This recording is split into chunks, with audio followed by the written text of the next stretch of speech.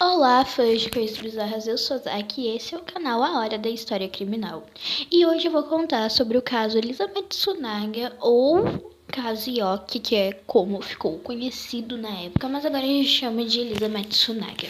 Vocês já devem ter ouvido a frase em vários lugares aí que é melhor ser Elizabeth Tsunaga do que uma Elisa Sumandio, mas quem foi Elizabeth Tsunaga? E é essa a história que eu vou te contar hoje. Então já dá like, compartilha, se inscreve no canal, comenta alguma coisa e envia para os seus amigos. Caso você tenha, senão só assiste o vídeo mesmo.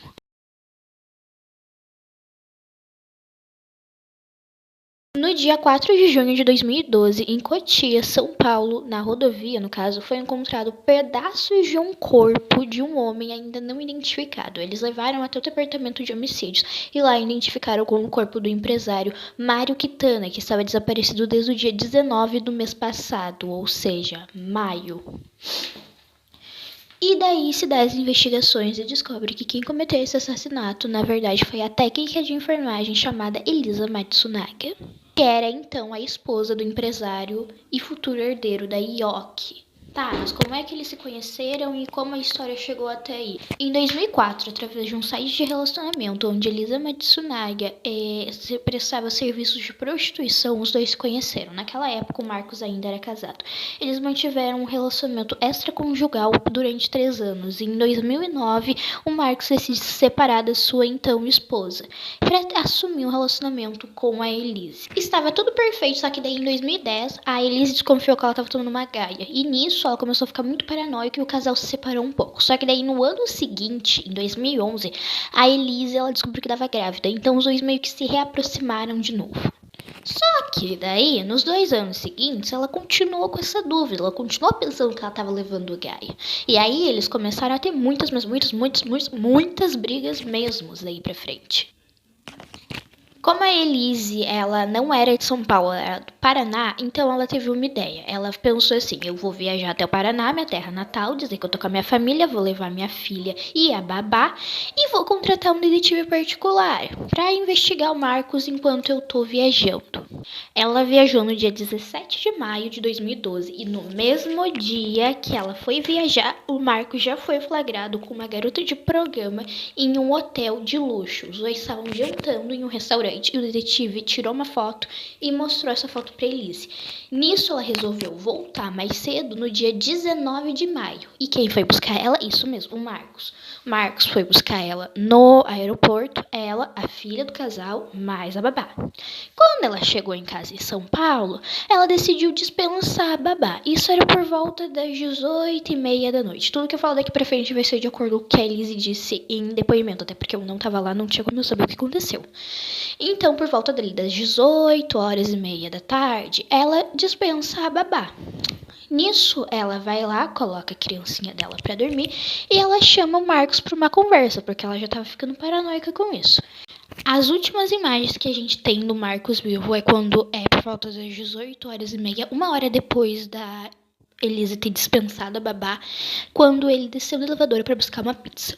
Quando ele voltou, ele começou a discutir com a Elise. No caso, a Elise começou a discutir com ele, porque ela já estava ficando paranoica, ela queria saber se ele tinha ou não traído ela.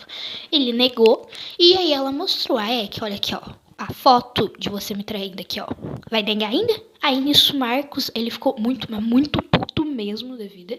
Ele foi lá pra cima da Elise, ele começou a xingar ela, porque antes ela trabalhava com serviço de prostituição. Ele começou a jogar isso na cara dela. Começou a jogar o fato de que antes ela era uma desempregada, que não tinha nem onde cair morta. Jogou isso na cara dela também. Falou que se eles se separassem, ele ia conseguir tirar a filha dela. Ela nunca mais ia ver a filha. E aí, nisso que eles dois começaram a discutir, o Marcos começou a ficar muito exaltado.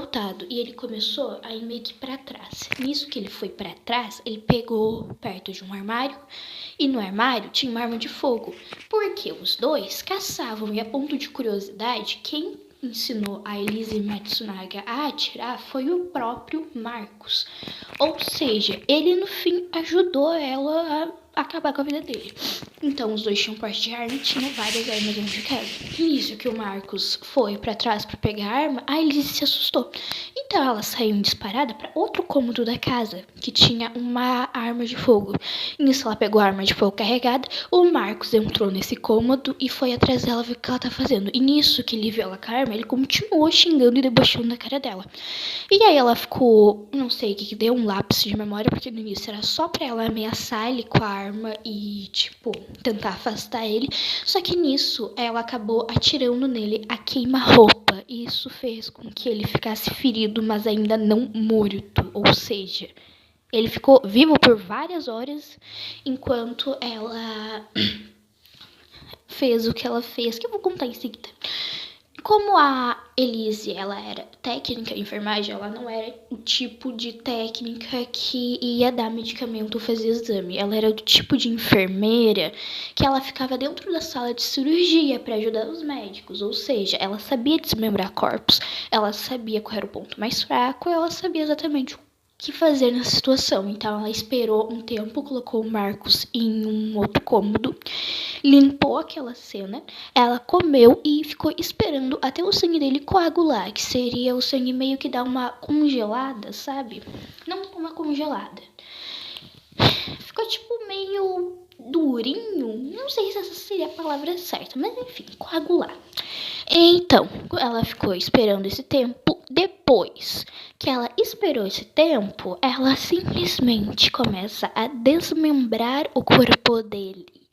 Sim, ela desmembrava um corpo, ela desmembrou o corpo dele. Tapou tudo com sacos de lixo, e isso é um detalhe importante, guarda esse detalhe do saco de lixo, porque o saco de lixo não era aqui BR, não era um saco de lixo do Brasil, era um saco de lixo importado. Sim, rico gasta dinheiro até na hora de descartar coisa. Então, ela pega o saco de lixo, tapa tudo ali no chão, no caso, e começa a desmembrar o corpo dela. E presta atenção nessa parte, que isso é um ponto de curiosidade, que tipo assim, quando ela começou a desmembrar, o Marcos, ele ainda tava vivo. E ela não começou pela cabeça, porque normalmente serial killers ou qualquer outra pessoa, não tô falando que eles obviamente, começam a desmembrar pela cabeça, para não ter que olhar nos olhos da vítima. Ela começou a desmembrar o corpo dele pelos braços, onde tem ligamento, sabe? Ela dividiu o corpo dele em 6 partes. E nessas 6 partes ela colocou dentro de malas. 3 malas de viagem bem grandes. Ela forrou essas malas com mais saco de lixo pro, tipo, o sangue não vazar, porque por mais que esteja coagulado, ainda tinha um pouco de sangue ali. E aí ela desmembrou essas partes, colocou ali e foi dormir. Sim, ela dormiu com 3 malas onde tinha o corpo do marido dela. A que me assusta é a filha, né? No dia 20/5, por volta das 11 horas ali da manhã, no dia seguinte que ela matou, porque ela matou no dia 19, no dia 20, às 11 horas da manhã, ela foi vista pela câmera de segurança do elevador descendo com 3 malas de viagem grandes. O que tinha dentro dessas malas? Exatamente, o Marcos. Aí ela desce no elevador e o plano dela era ir até o Paraná para despachar o corpo. Porém, isso daí deu errado, então ela acabou despachando na rodovia de Cotia, em São Paulo, no meio do mato mesmo. Ela despachou essas malas e foi até a família do Marcos e dizer, o Marcos está tendo ligação e eu descobri que ele estava me traindo. Então, ontem ele saiu de casa, não sei para onde ele foi, e aqui tá as provas da traição. Ela mostrou as fotos dele traindo ela e foi pro Paraná, que era onde ela era. No dia 23/5, o corpo dele era encontrado no meio das malas, então ele foi mandado direto pro departamento de homicídios. Lá ele foi identificado no dia 4 de junho de 2012, ou seja, pouco tempo depois, mais ou menos uma semana ele foi identificado, uma semana e meia. E nisso, a principal suspeita foi a Elise, então ela foi encaminhada para a delegacia numa prisão temporária. Nisso, no dia 6 de junho, ou seja, ela foi presa no dia 4, e no dia 6 de junho eles já estavam refazendo a reconstrução do crime, porque eles tinham a plena certeza de quem tinha matado era ele. E uma coisa que pegou muito e comprovou isso eram duas coisas. Primeiro, a bota, porque eles viram a câmera de segurança e perguntaram que roupa era aquela que ela estava usando. Ela deu a descrição da roupa e pediram um sapato. Na hora que pediram o sapato, ela ficou meio, por que você quer meu sapato? Aí pegaram o sapato dela, que era uma bota. E o sapato dela, na sola, tinha o barro, que era o mesmo barro que tinha no lugar onde o Marcos foi encontrado. E a outra coisa era o saco de lixo que eu tinha falado, porque, não tinha como uma pessoa normal, uma pessoa meio pobre, ter um saco de lixo muito caro daquele. Aquele saco de lixo era importado. Então, recolheram o saco de lixo da casa dela e compararam com o saco de lixo onde o Marcos foi encontrado, porque por mais que ele estivesse dentro de uma mala, ela forrou a mala com um saco de lixo e tiraram a amostra do barro que estava na bota dela. Nisso ela foi um pouco pressionada, ela acabou confessando o crime. O julgamento dela aconteceu em 28 de novembro de 2016, ou seja, 4 anos depois que ela tinha cometido o crime. E ele durou até o 5 de dezembro de 2016. E ela foi condenada a 3 crimes, que seria ocultação de cadáver, que seria homicídio, obviamente, ocultação de cadáver e crime com resquícios de crueldade, se eu não me engano, porque o Marcos, pela perícia, ainda comprovaram que ele estava vivo, enquanto ela desmembrava o corpo dele. Então, todo momento que ela estava ali fazendo, ele estava sentindo cada corte e cada movimento dela. Ela foi condenada a 18 anos e 9 anos de prisão pelo homicídio e mais 1 ano e 2 meses, se eu não me engano, por tentar ocultar o cadáver. E, infelizmente, a filha dela teve que ficar com os avós paternos, ou seja, o pai e a mãe do Marcos. E ela está em liberdade provisória e hoje em dia ela é motorista de Uber e ela estudou direito também. Esse foi o vídeo, então deixa o like, compartilha e envia para seus amigos, caso você tenha, se não só assiste o filme mesmo. E beijo da Zé.